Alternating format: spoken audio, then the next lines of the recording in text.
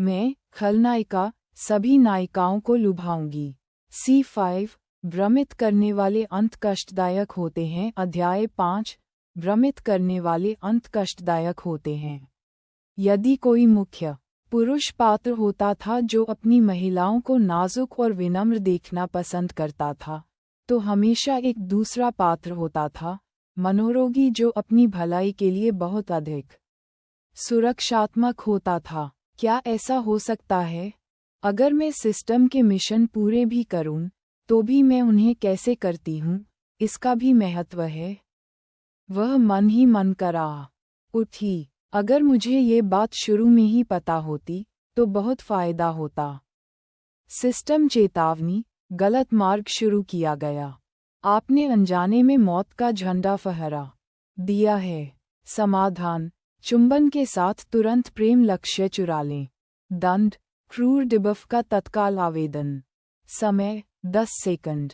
डिबफ्स फिर से उस पर टूट पड़े, जिससे उसका पेट ऐसे मरोड़ने लगा जैसे उसने अभी अभी एक्सपायरी सीफूड खाया हो। उसके घुटने मुड़ गए। उसे बहुत बुरा लगा, लेकिन एक पूर्व मानव संसाधन प्रबंधक और एक सभ्य इंसान के रूप में, यदि किसी एक बात पर उन्हें गर्व था, तो वह थी संकट प्रबंधन में नई कार्यनीतियों के साथ अनुकूलन करना जानना। इसलिए उसने एवलिन की बाँह पकड़ी, उसे आगे की ओर खींचा, और उनके चेहरे खतरनाक रूप से करीब आ गए।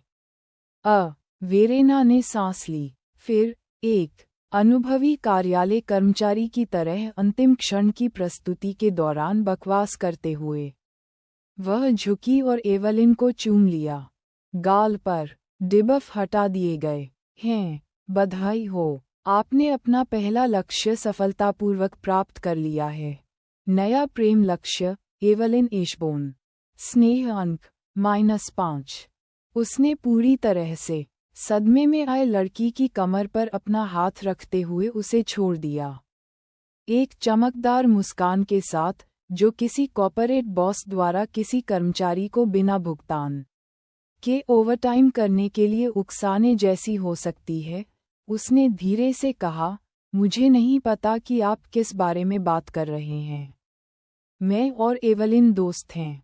है ना? सालों तक दफ्तर के दरवाजे के मैच से निपटने के अनुभव से अगर वेरीना ने एक बात सीखी थी, तो वो ये कि ज़रा से दबाव में ही वो टूट जाते हैं।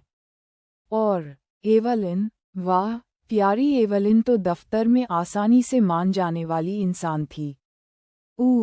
एवलिन ने गिड़गिड़ाते हुए कहा, उसका चेहरा भ्रम और अस्तित्वगत संकट से भरा हुआ था। उसके होंठ ऐसे कांप रहे थे मानो वो रोने वाली हो, और सच कहूं तो उसे कौन दोषी ठहरा सकता है? वेरेना ने एक ही दिन में उसके चेहरे पर थप्पड़ और चुंबन जड़ दिए थे। ठीक, वेरेना थोड़ा सा झुकी और अपनी पकड़ इतनी मजबूत कर ली कि उसकी बात स्पष्ट हो गई। हाँ, एवलिन डरी हुई खरगोश की तरह घबराते हुए बोली। ईमानदारी से कहें तो वेरेना को ये स्वीकार करना पड़ा कि उसने पहले भी बहुत बड़ी गलती की थी। एवलिन को होठों पर चूमना, बहुत ज्यादा ध्यान। वह तो आतिशबाजी करके खुद को नायक घोषित कर सकती थी।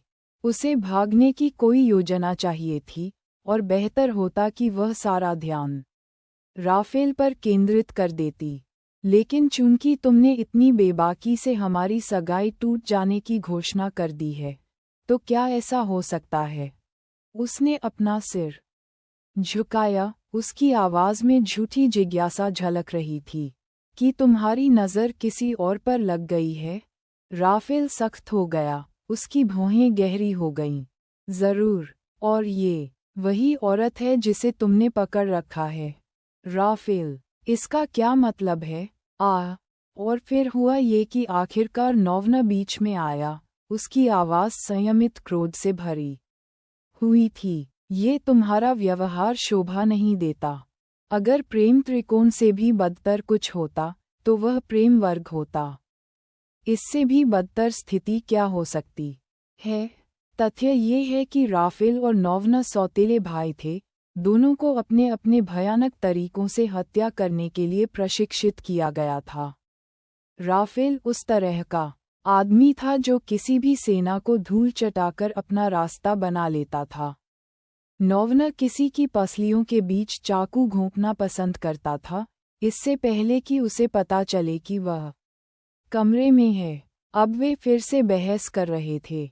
इस बीच बेचारी एवलिन वहीं खड़ी रही, मानो अभी फटने वाली हो।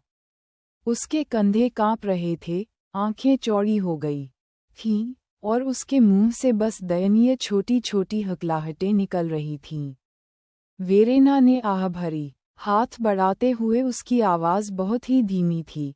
ईव, लड़की सिहर उठी। ये प्रतिक्रिया स्वाभाविक थी। आखिरकार उसने पहले भी उस लड़की को थप्पड़ मारा था। मैं तुम्हें नहीं मारूंगी, वेरेना ने भावशून्य स्वर में कहा। क्या तुम चाहती हो कि मैं उन्हें रोकूं? हम एवलिन ने नाक सिकोड़ी। क्या तुम कर सकते हो? ओह, बिल्कुल कर सकता हूँ। और उससे भी ज़रूरी बात, मैं इस पल का पूरा फ़ायदा उठाने वाला था। बिना किसी हिचकिचाहट के वह उन दो उग्र पुरुषों के बीच में खड़ी हो गई। बस, उसने नाटकीय ढंग से अपने बाल झटकते हुए कहा, देखते नहीं तुम हमारी प्यारी एवलिन को कितना डरा रहे हो? और देखो, मुझे तो लगा था कि तुम दोनों उसकी परवाह करते हो। संपूर्ण शांति। दोनों आदमी मुड़े। एवलिन के कांपते हुए शरीर को देखकर उनमें अपराध बोध भर गया। उत्तम। एवलिन का दिमाग गड़बड़ा गया था। अभी कुछ देर पहले ही तो वीरेना ने उसे थप्पड़ मारा था। अचानक वह किसी महान नायिका की तरह उसकी रक्षा कर रही थी। उसका दिल जोर से धड़क रहा था। डर था या उलझन, उसे यकीन नहीं था, पर ऐसा लगा जैसे उसके बोझ का एक टुकड़ा बह गया हो।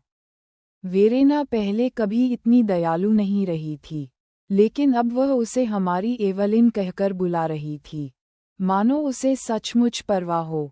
वह वेरेना के बढ़े हुए हाथ को झिझकते हुए घूर रही थी। उसका कोई नासमझ, निराश हिस्सा यह मान लेना चाहता था कि यह सच है, लेकिन डर बना रहा, क्योंकि वेरेना पहले भी क्रूर रही थी, और लोग रातों रात नहीं बदल जाते। लेकिन शायद वह इतनी कमज़ोर है कि वह इसे स्वीकार कर लेती है। सिस्टम अधिसूचना, स्नेह अद्यतन। लक्ष्य, एवलिन एशबोर्न। जोड़ 2 स्नेह अंक अर्जित। अंततः पार्टी शांत हो गई, जिससे वेरेना को राहत मिली। तनाव कम हो जाने तथा प्रतिष्ठा अभी भी कुछ हद तक बरकरार रहने के कारण कुलीन वर्ग ने ऐसा दिखावा किया जैसे कि रात कोई सकस नहीं थी। संगीत फिर से शुरू हुआ। गपशप कम विवादास्पद विषयों पर आ गई और सभी आगे बढ़ गए, सिवाय उन 3 लोगों के जिन्हें वेरेना ने पूरी तरह से भावनात्मक उथल-पुथल में डाल दिया था। लेकिन यह उसकी समस्या नहीं थी। जब वह घर पहुंची तो उसकी हड्डियों में थकान का बोझ बढ़ गया था। वह अंदर गई, गहरी सांस ली और बिना किसी हिचकिचाहट के दरवाज़ा बंद कर दिया। फिर खिड़कियाँ, फिर बालकनी, फिर नौकरों के लिए दूसरा दरवाज़ा। उसने दोबारा जांच की, 3 बार जांच की, फिर वह इंतज़ार करने लगी। मौन, कोई दस्तक नहीं, कोई अवांछित आगंतुक नहीं, कोई अचानक हत्या नहीं। वह दरवाजे से टिककर गहरी सांस लेने लगी। आखिरकार कुछ काम हुआ।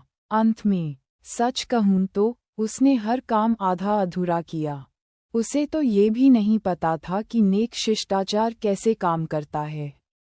खैर, जो भी हो, इतना सब होने के बाद वह मृतवत सो गई।